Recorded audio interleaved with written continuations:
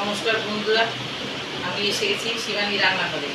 আজকে আমি ঝাল টক রান্না করবো না, আজকে আমি রান্না করে দেখাবো কাস্টার্ড আইসক্রিম, পেস্তা গ্রিন আইসক্রিম করে দেখাবো। এবারে দেখুন, আমি রেড কাউ নিয়েছি দুধ। এটা আপনারা গরুর দুধও করতে পারেন, গরুর দুধও করতে পারেন, কিন্তু এখন তো গরুর দুধ অত ভালো পাওয়া যায় না, ওই জন্য আমি রেড কাউটা নিয়েছি। আর তার সঙ্গে নিয়েছি এই যে কাস্টার্ড, পেস্তা গ্রিন কাস্টার্ড।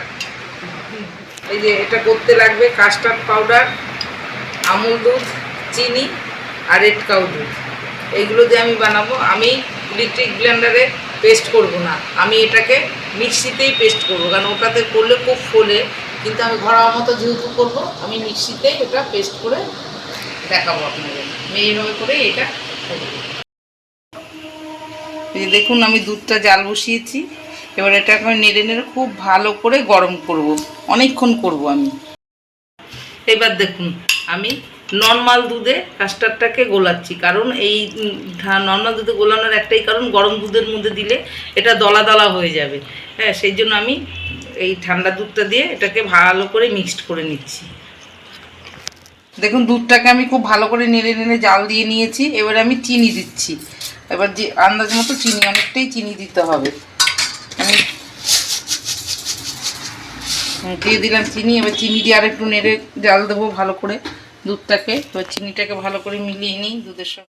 এই যে দেখুন, এবারে আমি চিনি দিয়ে নাড়ার পর এবার আমি আমল দুধটাকে দিয়ে দিলাম। এটাকে আবার ভালো করে নাড়বো আমি আমল দুধটা দিলাম লো মানে গ্যাসটাকে কমিয়ে দিয়ে। এবার আপনারা যদি মনে করেন কনডেন্স মিল্ক দুধ দিতে পারবেন, বা আমি কোনো ক্রিম ইউজ করব না, আপনারা ক্রিম ইউজ করতে পারেন। যেহেতু আমি ঘরোয়া করবো, ওই জন্য ক্রিমটা ইউজ করব না। আর লো ফ্লেম আছে, আমি এটা নাড়তে থাকি ভালো। এই যে দেখুন, আমি আমল দুধটাকে দিয়েও এটাকে ভালো করে মিক্সড করে নিলাম। আমার প্রায় মিক্সড হয়ে এসছে। এইবারে আমি কাস্টার্ডটা আস্তে আস্তে করে দেবো, দিয়ে আবার এটা দিয়ে অনেকক্ষণ নাড়তে হবে। নাড়তে নাড়তে তারপরে এটাকে কন্টিনিউ নাড়তে হবে। এবার আর নাড়াটা বন্ধ করা যাবে না, এইভাবে করে নেড়েই যাবো আমি। এই যে দেখুন, আমি কাস্টার্ডটা দিয়ে কন্টিনিউ নাড়াচ্ছি। না নাড়ালে এটা দলা দলা হয়ে যাবে। এটা যতক্ষণ গাঢ় না হবে আমি ততক্ষণ এই যে নাড়িয়েই যাব।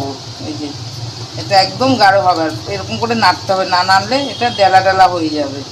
এবার আমি কন্টিনিউ নাড়তে থাকি, এটাকে নেড়ে রেখে দেবো আমি।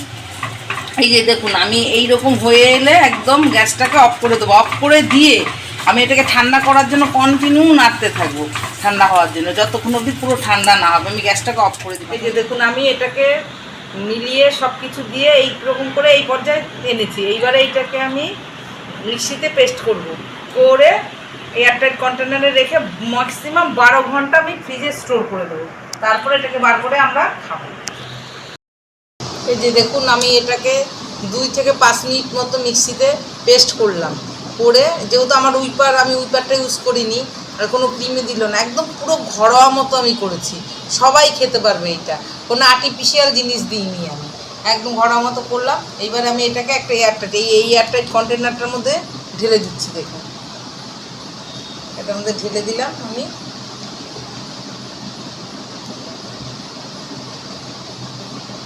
দিয়ে আমি একদম চাপা দিয়ে ফ্রিজে 12 ঘন্টা মতো স্টোর করে দেবো। এই যে দেখুন, আমি যেটা করেছিলাম আইসক্রিমটা 12 ঘন্টা পরে এখন এইরকম হয়েছে। এবার আমি এটাকে এই পর্যন্ত এবার তুলে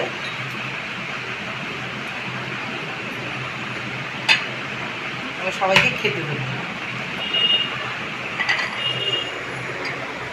আপনারাও ঠিক এইভাবে করেই বাড়িতে ঘরোয়া মতন করে খাবেন। কোনো আর্টিফিশিয়াল জিনিস দিইনি কিচ্ছু। ঈদ উপলক্ষেও সবাই সারাদিন উপোস করে থাকবে, সেরকম করে খাবেন, ভালো লাগবে। ঠান্ডা ঠান্ডা খুব ভালো লাগবে। বাচ্চাদেরও বড়দের সবাইকে দিয়ে খাবেন, আপনারা করবেন। আমি সবাইকে ভালো লাগলে লাইক করবেন, শেয়ার করবেন। নমস্কার।